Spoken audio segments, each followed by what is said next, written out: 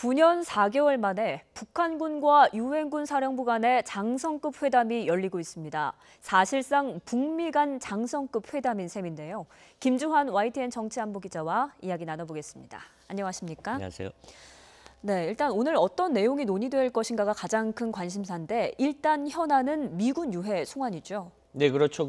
북한군과 유엔 사령부 간의 회담 9년 4개월 만에 열리는데 사실 양측은 이 부분에 대해서 공개를 하나도 안 하고 있습니다. 네. 그런데 관련 분야의 취재 기자들이 이게 아름아름 취재를 했는데 아침 한 10시쯤부터 판문점에서 양측이 만나는 거로 같다. 그래서 말씀하신 대로 의제는 미군 전사자 유해 송환 네. 이 내용입니다. 그런데 앞서 앵커께서도 말씀하셨는데 왜 유엔사와 북한군의 만남이 왜 북미회담이냐. 사실은 한반도 정전체제의 유엔군 사령부가 구성되는데 대부분이 사실은 미군으로 돼 있죠. 그래서 주한미군 사령관이 유엔군 사령관, 한미연합사령관을 겸임합니다. 그러니까 네. 직책이 3개나 되죠. 그래서 사실상 모양은 유엔사지만 실질적인 북미회담이다. 그래서 말씀하신 대로 미군 전사자 유해 당초 12일 날 하려다가 북한이 여러 가지 이유를 들어서 격상시키자 네. 이래서 장성급 회담을 하는데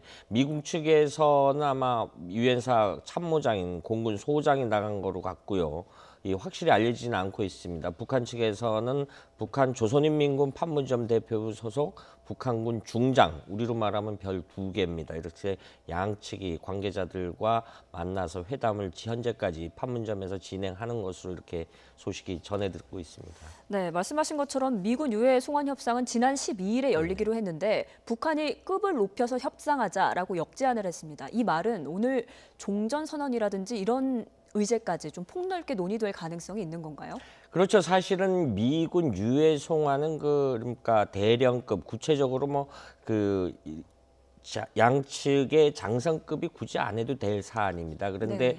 지난 12일 날 사실은 이 부분은 6.12 북미 싱가포르 정상회담 4번째 항목에 들어가 있는 겁니다. 미국 측으로서는 반드시 해외에서 전사한 유해는 반드시 고국으로 데려온다는 이른바 테이커 홈이라는 나름대로의 미군의 전통이 있기 때문에 전쟁이 끝난 지 70년이 됐지만 미군 유해를 반드시 송환한다. 그래서 북미 정상회담에 의제가 들어 있었는데 네. 이 부분에 관련해서 7월 12일 날 양측이 만나자고 그래서 미군 관계자들이 판문점에 나가는데 북측에서 갑자기 전화가 왔다 그러죠. 그래서 15일 날 하자. 여러 가지 양해를 구하고 급을 높이자. 그런데 거기엔 2가지 의미가 있습니다. 유엔사와의 직통 전화가 2년 만에 거의 4년 만에 재개통됐다는 의미가 있고요. 그다음에 지금 말씀하신 대로 장성급 회담의 의미는 사실은 북한은 9년 4개월 전에 이후로 유엔사의 가치를 인정을 안 했었어요. 실질적으로 인정했다라는 거는 유엔사가 개입한다라는 건 한반도 정전체제가 다시 부각한다는 의미가 있죠. 그런데 부각하면은 북한은 기본적으로 종전선언을 하기를 바라는 거죠. 예. 이렇게 우리가 지금 정전체제하에 있으니까 이걸 뛰어넘어야 된다. 그래서 장성급들이 만나서 종전선언을 하자. 나아가서 지금의 정전협정을 평화협정으로 이렇게 더 격상시키자 그런 의도가 다분히 깔려 있는 건데 그것이 굳이 한반도 지금 최근 정세 상황에 봐서 나쁜 의도가 아니기 때문에 네. 당초 미 국무부도 이 회담을 전격적으로 받아들였고 그래서 그런 형태의 회담이 진행되는 것이다. 지금 이 시각까지 진행되는지 끝났는지는 주한미군 사령부라든가 유엔사의 측에서 이거 관련해서 기자들 전화도 안 받고 전혀 양측에만 관계에서 회담이 이루어지는 상황인 것이죠. 그러면 오늘 이 장성급 회담이 잘 결실을 맺으면 북미 간 대화 채널 격상까지도 좀 희망을 해볼 수 있을까요? 그렇죠. 그건 여러 가지 양측이 공개적으로 언급하지는 않는 부분인데 네. 사실 여러 가지 국내 전문가들이 이 정황을 해보니까 사실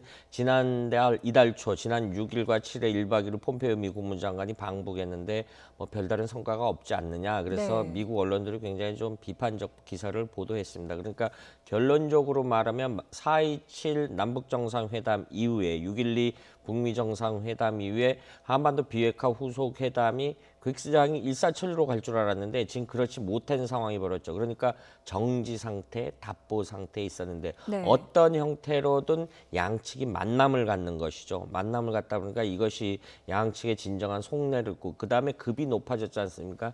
양측의 장성급들이 나왔으니까 뭐 어떤 속내가 있는지 이야기를 하면 안 만나는 것보다 만나는 것 자체가 나으니까요. 그러니까 네. 이것이 여러 가지 형태의 그 견인차일까. 그러니까 저는 마중물이라는 표현을 쓰고 싶은데요. 마중물이면 옛날 시골에 펌프를 할 때 물을 끌어올리기 위해서 위에다 물을 부어야 되거든요.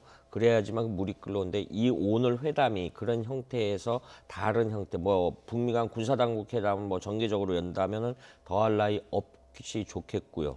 뭐 그다음에 북미 간 또 다른 협상 채널의 한 모멘텀이 되면은 더더욱 좋고 그래서 사실은 오늘 만남이 그냥 단순히 그 미군 유해 송환 절차 이거보다도 여러 가지 다방면으로 비핵화로 이끄는 이 채널을 다양화시킨다는 데서 굉장히 의미가 있다 이렇게 정리할 수 있습니다. 이번 회담이 비핵화 협상의 마중물 역할을 할 것이다. 조만간 그런데 북미 후속 협상 이야기도 또 나오더라고요.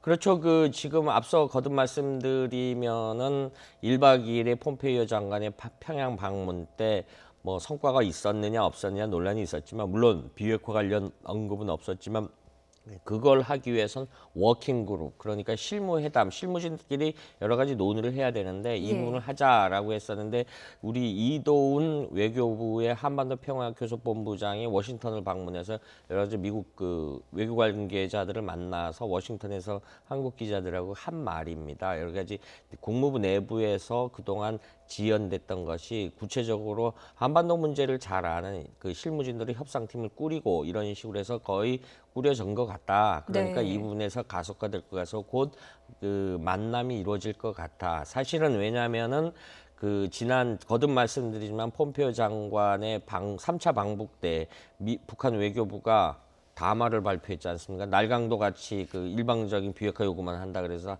하는데 그 담화만 쭉 내려가다 보면 막판에 그럼에도 불구하고 우리는 트럼프 대통령의 진정성을 의심하지 않는다. 그러니까 본인들도 이 판을 깨고 싶지는 않은 겁니다. 예. 그러니까 물밑에서 어떤 형태의 양측의 실무 그룹들이 세팅이 된다라면은 이것이 곧 이어진다. 참고로 말씀드리면 북한에서는 아무래도 그 최선희 북한 외무성 부상이 나올 것 같고요. 그 팀장이라고 굳이 설명을 한다라면요. 예. 미 측에서는 주 필리핀 대사 성김이죠. 성김 대사 그다음에 여러 가지 각 분야의 어떤 실무진들이 양측에서 꾸려지면은 본격적으로 회담이 이루어지지 않겠느냐 이런 예상들을 바로 이도훈 교섭본부장이 했던 근거입니다.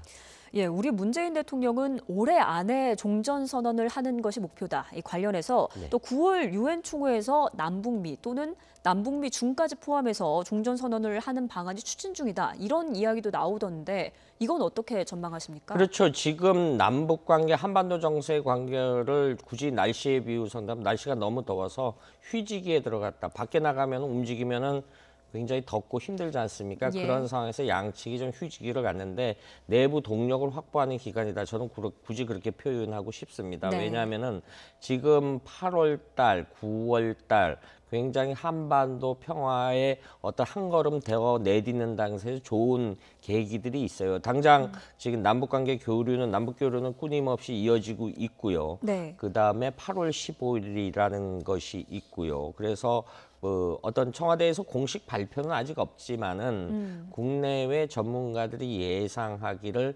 그 즈음에 혹시 예. 김정북이 4.27 판문점 공동선언에서 언제 한번 오십시오라고 김 위원장이 문재인 대통령이 제의를 했지 않습니까? 그래서 만약에 문재인 대통령이 방북을 한다라면은 8월 15일이 쯤이 되지 않겠느냐 하는 네. 이런 예상입니다. 거듭 말씀드리면 뭐 관계 당국에서 이 부분에서 대통령 일정을 공식화한 건 아닙니다. 그러니까 여러 가지 모멘텀을 정리해보고 그리고 네. 북한이 올해 가장 중요하게는 북한 건국이 구구절이라서 70주 9월 9일 날 있고요. 그 예. 즈음에서 어떤 종전 선언 문제가 갈래가 터지면은 김정은 위원장이 9월 해마다 9월에 열리는 유엔 총회에 참가할 가능성도 배제할 수 없다. 이렇게 일련의 여러 가지 그 정치적 이벤트 일정상으로 봤을 때 9월이 한반도 어떤 평화에 한 걸음 나아가는 중요한 이정표가 될 것이다. 네. 이런 근거들이 나오고